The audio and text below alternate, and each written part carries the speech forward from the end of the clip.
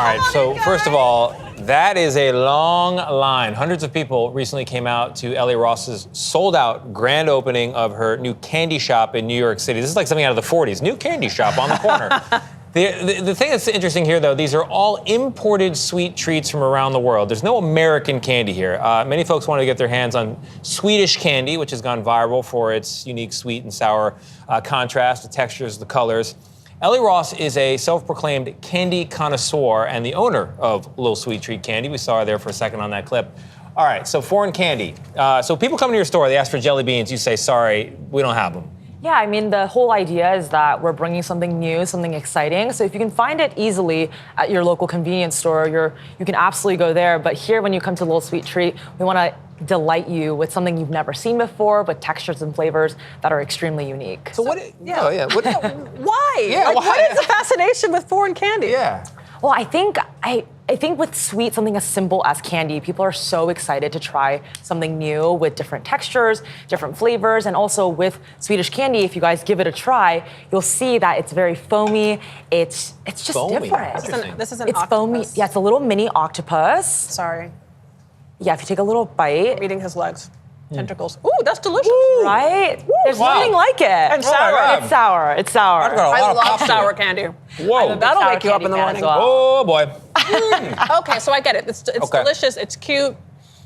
But what about you? How did you get into this world? Because you studied computer science? Yes, I did. There's a lot of flavor. Oh Yeah, my did God. you have some splaining to do to your parents? Good Lord. I definitely did. So for context, I immigrated to the States when I was young, and I grew up with Korean snacks. And I just loved sharing my Korean snacks with my friends at recess. And I've always been a really big foodie. And so when I started traveling internationally, that's when I was intentionally seeking out sweets and treats from the countries I was visiting. And the best ones I would bring back for friends and family.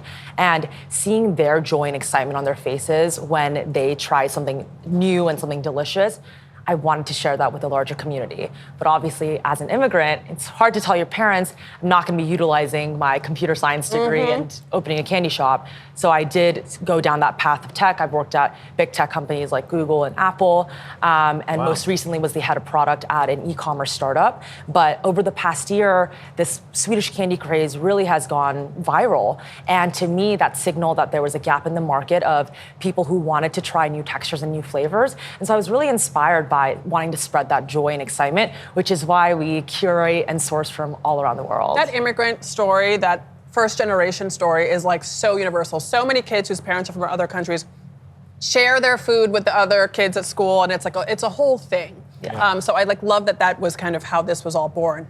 But how do you actually source this stuff? Like, are you living a fabulous life, traveling around the world, eating candy?